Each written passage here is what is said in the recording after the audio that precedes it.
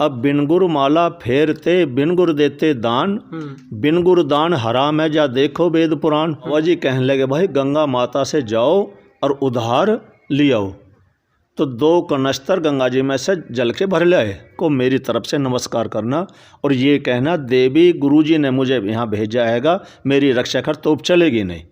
सब आज जुम्मा है, जुम्मे में सब मुसलमान नमाज पढ़ने गए जी। तू काना है जी।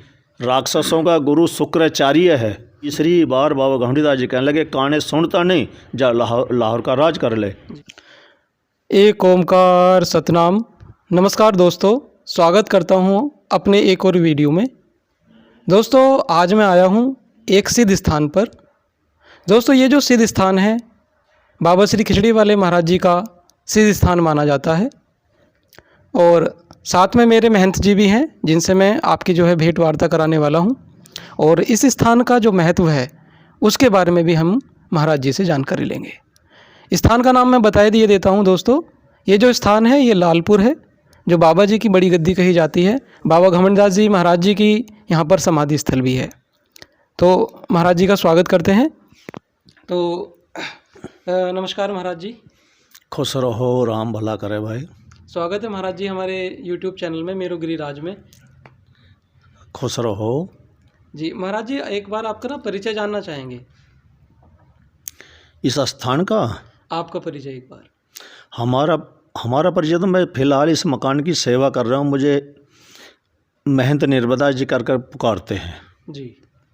और ये स्थान मुसलमानी राज था जी। करीबन 350 साल पहले। तो जो बाबा घमंडीदास जी आए उन्होंने आकर के ये स्थान बनाया। इस लालपुर के अंदर जो इतने भी ये थे पहले आए हुए, ये पंजाब से पटियाले से आए थे। तो बाबा घमंडीदास जी के जो इस नगर में रहने वाले थे वो गुरमुख थे। तो राजा रणजीत सिंह ने जिन्होंने लाहौर का राज कराया था रणजीत सिंह ने, तो बाबा घमंडीदास जी ने उनको 1 घंटे के अंदर लाहौर का राज दिया था। 1 घंटे के? एक घंटे के अंदर। वो बाबा घमंडीदास जी के गुरमुख थे, मुसलमानी राज था। राजा रणजीत सिंह हिंदू थे, तो ये रणजीत सिंह के पास 100 जवान थे, 100 ही घोड़े थे। अच्छा। जहाँ भी मुसलमान हिंदुओं को परेशान करे थे रणजीत सिंह वहीं मुसलमानों को मारकर धन छीने थे और हिंदुओं की मदद करे थे, जो उनको खर्चा हुआ था उसमें ले हुए थे। एक दिन बाबा घमंडीदास जी अपनी मंडली, सिद्ध मंडली को लेकर के 25-30 साधु थे, बैलगाड़ी थी पहले, अब से 350 साल पहले।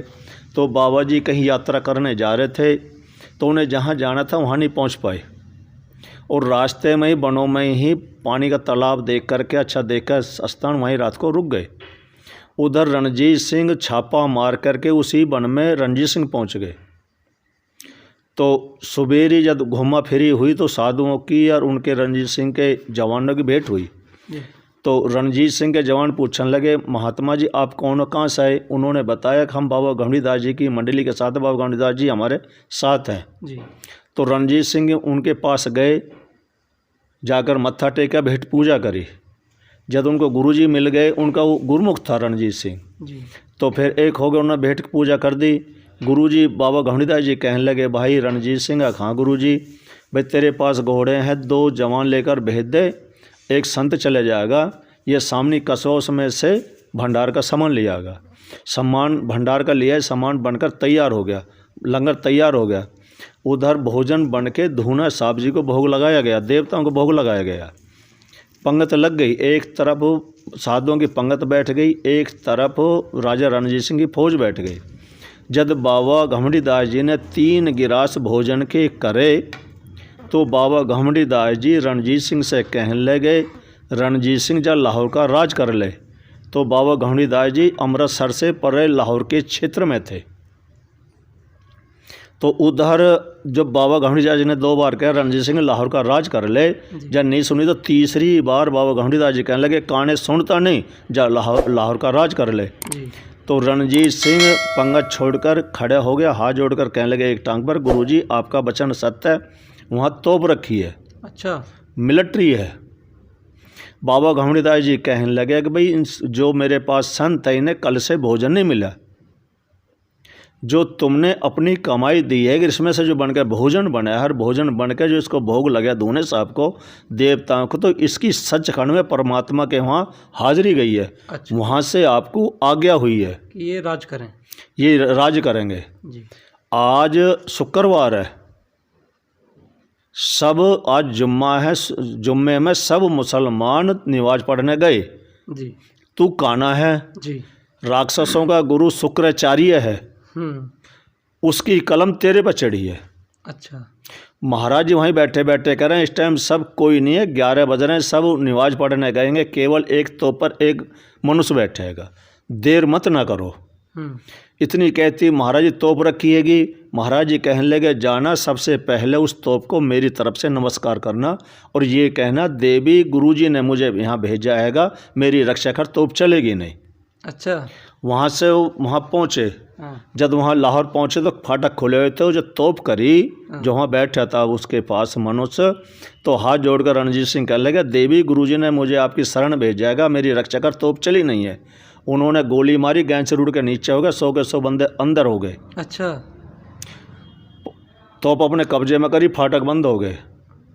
5-4 घंटे में जो आसपास के हिंदुओं के गांव थे वहाँ रोल मच गई। भी राजा रण सिंह ने लाहौर पर चढ़ाई कर दी, तो जितने हिंदू थे फिर अड़ रहे पड़े।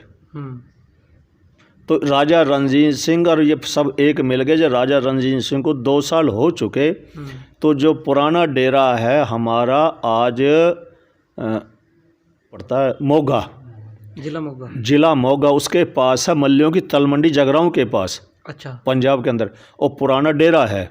अच्छा। आज भी है वो? आज भी है डेरा, वो गृहस्थियों का हो चुका है। अच्छा, गृहस्थियों, वो बाबा घमंडीदास जी का बचन होया। अच्छा। तो जब वो वहाँ बाबा घमंडीदास जी थे तो राजा रणजीत सिंह ने उस डेरे के नाम 3,500 किले जमीन लगा दी। अच्छा। जब जमीन लगाई तो बाबा घमंडीदास जी कहने लगे, भाई तैने ये जमीन लगा दी? खां जी क्यों लगाई? गुरु जी आपका रात दिन क्षेत्र चलता है, इतना खर्चा कहाँ से आता है? महाराज जी कहने लगे, जो तैने करे सो ठीक है, जहाँ से सूरज निकलता जहाँ तक छिपता वहाँ तक मेरा राज्य है, और जो तैने करे ठीक करे, ये गृहस्थी हो जाएगा, फिर मुझे यूपी जाना पड़ेगा। अच्छा। पंजाब से। तो कुछ दिन बाद जब तक बाबा घमंडीदास जी रहे तो राज्य चलता रहा। तो बाबा घमंडीदास जी के ये शिष्य थे लालपुर, जहाँ पर आज हम बैठे हैं, जिस मकान की मैं सेवा कर रहा हूँ जी। तो उन्होंने यहाँ आए तो ये जगह है, ये गांव का सरपंच था। अच्छा जी। ये जो जगह है प्रधान था। अच्छा। उसके औलाद नहीं थी। अच्छा जी। तो वो यहाँ कर आकर रात को रुके, इन गांव वालों की पुकार के, गुरुजी दर्शन दो, दर्शन दो। हाँ। तो रात को जब रुके तो सुबेरी प्रधान जी आए, हाथ जोड़ कहने लगे, गुरुजी मेरा स्थान नहीं है, ये आपकी कुटिया अपनी संभालो। जब बाबा घमंडीदास जी यहाँ रहे तो बाबा घमंडीदास से बाद में वो सगला स्थान गृहस्थियों का हो गया। आधा गांव आज भी वो गृहस्थियों का है। तो ये फिर बाबा घमंडीदास जी रहे, फिर उनके शिष्य रहे, फिर उनके शिष्य रहे। तो इसी चलते चलते ये बाबा खिचड़ी वाले या 7वीं 8वीं पीढ़ी में बाबा खिचड़ी वाले आए हैं। ये वो तपोभूमि है। अच्छा। हाँ। तो ये पहले बाबा घमंडीदास जी के ज़माने में रहे, फिर बाबा हीरादास जी रहे, वो भी सिद्ध पुरुष रहे, बाबा पूरनदास जी सिद्ध पुरुष रहे। बाबा जी ने आज पूरे देश के अंदर ये मकान चमका दिया। ये वो तपोभूमि है, जो दुखिया आता है वो अपने भाव को लेकर के यहाँ से कुछ ना कुछ लेकर जाता, खाली नहीं जाता। ये बाबा खिचड़ी वाले महाराज जी का और हमारा सभी का ये गुरु स्थान मुक्ति का आत्म तीर्थ है। जो यहाँ गुरुमुख होकर सांस सांस नाम जपता है वो अपना परलोक सुधार लेता। वो तपोभूमि आज भी जो भगत संत आते हैं वो कुछ ना कुछ यहाँ से लेकर जाते हैं, खाली नहीं जाते। मैंने आपको दिखाया है, जब यज्ञ चले तो बाबा जी के हाथ में से ज्योत निकली, आपने प्रत्यक्ष प्रमाण देखा। बोल बा खिचड़ी वाले महाराज की जय। आपने भी सुना होगा, हमने भी बहुत सुना है कि जब बाबा जी भंडारा करते थे, खिचड़ी वाले बाबा जी, तो उनको अन्नपूर्णा सिद्धि थी, तो उनके भंडारे में कोई कमी नहीं होती थी। तो आज महाराज जी से वो भी पूछेंगे कि एक वाक़या हुआ था कि वो पानी में कुछ जो है भोजन वगैरह बनाया था गंगा जी के उसमें, तो महाराज जी वो भी बताइए कि क्या। बाबा जी भूखा हेड़ी जी बहुचर स्थान बचता हो गंगा के किनारे। अच्छा। तो वहाँ जेठ का दुशहरा था, बाबा जी भंडारा करे थे। अच्छा। तो बाबा जी क्यों पहले साधन तो थे नहीं, अब 80 साल पहले। हाँ। तो सेवक भेज दिया घी लेने के लिए मुजफ्फरनगर शहर में। इतने वो पहुंच नहीं पाए। हलवाई कहने लगे महाराज जी घी खत्म हो गया। बाबा जी कहने लगे भाई गंगा माता से जाओ और उधार ले आओ। तो 2 कनस्तर गंगा जी में से जल के भर लाए, ला करके कढ़ाई में छोड़ दिए। कुछ देर के बाद वो घी लेकर पहुंच गए। अब बाबा जी घी आ गया। बाबा जी कहने लगे भाई माता जी से हम उधार लाए थे, 2 कनस्तर जाओ उधार दियो। 2 कनस्तर फिर गंगा माता में पलट दिए। अच्छा। तो ये ऐसी कहानी थी। एक बार यहाँ हम बैठे थे, जैसे अब इलेक्शन चल रहा है, हाँ। तो ऐसे इलेक्शन दौर पर बहुत सारे लोग नेताजी आए। अच्छा। तो बाबा जी से पूछने लगे कि बाबा जी हमने सुना है आपने जल में पूरी तारियेंगे। हाँ। तो बाबा जी चुप रहे। उन्होंने फिर क्या, क्योंकि नेता जो बहुत चालू होते हैं। हाँ। तो बाबा जी कहने लगे भाई जिसके जिब्या पर सत्य होता है वो जिससे मांगे उससे चीज़ ले सकता है। आपकी जिब्या पर झूठ है तो आपको कोई चीज़ नहीं दे सकता। तो ये बाबा जी ने प्रत्यक्ष मेरे सामने बात कही थी। अच्छा। तो ये सत्य, उस समय पर आप मौजूद थे? मैं मौजूद था। तो ये जो खेल है संतों का, सत्य का होता है। संत हो चाहे भगत हो, जिसकी जिब्या पर सत्य है वो जहाँ चाहे वहाँ हर चीज़ मांग सकता है। परमात्मा मदद करते हैं। हाँ जी। जी। अच्छा दोस्तों, इस स्थान का एक और महत्व है जो कि धीरे धीरे हम वीडियो में आपको दिखा देंगे और आप देख भी पा रहे होंगे हमारी स्क्रीन पर। काफ़ी बड़ा जो है ये आश्रम है और इसमें जो है जब कभी भी आप आएँ तो महाराज जी यहाँ पर जो है रहते हैं। कभी भी किसी भी समय पर आप आ जाइए, आपको भोजन पानी की जो सुविधा है वो हर समय यहाँ पर उपलब्ध रहती है। तो यहाँ पर जो है हवन चलता है। तो महाराज जी से पूछते हैं कि किस टाइप का, किस तरीके का हवन रहता है। तो महाराज जी एक बार बताइए कि किस तरीके का हवन चलते हैं। नहीं, एक हवन तो बड़ा हवन तो होता है माह में। अच्छा जी। वो 30 दिन का भी हो जाता है, 40 दिन का भी हो जाता है। जब हवन चालू होता है तो फिर वो बंद नहीं होता, रात दिन चलता रहता है। अच्छा, बंद होने का मतलब? नहीं, 40 दिन तक चलता ही रहता है और रात को भी और दिन में भी बंद नहीं होता। अच्छा, तो दोस्तों जैसे कि आपने देखा है कि हवन जो है कि 1-2 घंटे का करा देते होंगे, आपने जहाँ पर भी देखा होगा। लेकिन इस आश्रम में जब कभी भी आप आएंगे तो ये खास बात है कि महा में जो हवन होगा वो दिन रात, जैसे महाराज जी बता रहे हैं। ठीक है ना महाराज जी? हाँ जी। अच्छा, तो इसको मूसा यज्ञ बोलते हैं? क्या बोलते हैं इसको? यज्ञ को क्या बोलते हैं? मूसा यज्ञ क्या रहता है? महायज्ञ। महायज्ञ है। महायज्ञ, ये महायज्ञ वो है जो विश्वामित्र जी ने राम लक्ष्मण को ला करके हाँ। जिला मेरठ गगोल जो यज्ञ कराई थी, उसी विधि विधान से ये महापुरुषों ने यज्ञ चालू करी और उनकी आज्ञा से उसी विधि विधान से ये यज्ञ चलता है, जो परमार्थ के लिए, संसार के लिए सुख शांति देने वाला। ये किसी का एक का यज्ञ नहीं है। ये दान से ही यज्ञ चलता है। जहाँ से सूरज छिपता हो, जहाँ तक सज निकटता और जहाँ छिपता वहाँ तक इस यज्ञ का फल सेवकों के लिए जाता है। और कौन कौन से हवन कराते हैं? जैसे ये तो महायज्ञ है। ये तो महायज्ञ हो गया। हाँ जी। अब जैसे गुरु पूर्णिमा आएगी। हाँ। गुरु पूर्णिमा पे अखंड हवन होता 48 घंटे, वो भी चालू होने पे बंद नहीं होता। अच्छा। फिर श्री चंद्र नवमी आती है, वो भी 48 घंटे के लिए बराबर चलता, रात दिन बंद नहीं होता। अच्छा। फिर बाबा जी की बरसी 18 दिसंबर की आती है, उसमें भी बंद नहीं होता। और फिर आगे पीछे जैसे मावस पूर्णिमासी, इसमें हम जो पाठ कराते हैं रामायण का या गुरु ग्रंथ साहब का या भागवत का, उसमें 12 माला का हवन या 7 माला का हवन और रोज होता है। फिर वो रोज होता है। जी। हाँ जी। आज भी सुबेरी जैसे संक्रांति थी, पंचमी थी। हाँ। तो इसमें भी 5 माला का सुबेरी हवन कराया गया है। अच्छा, सुबह जो है आज। बहुत बढ़िया। हाँ कि बताया गया कि सुबह भी जो है आज जैसे पंचमी है और नवदुर्गे प्रारंभ है, तो इन पर भी सुबह हवन किया गया है। अब जो है एक डेट मैं बता रहा हूँ आपको, जहाँ पर जो है भंडारा भी होगा। रात दिन जो है जो हवन बता रहे महाराज जी वो भी चलने वाला है। तो तारीख 21 जुलाई। अच्छा, 21 जुलाई में होगा।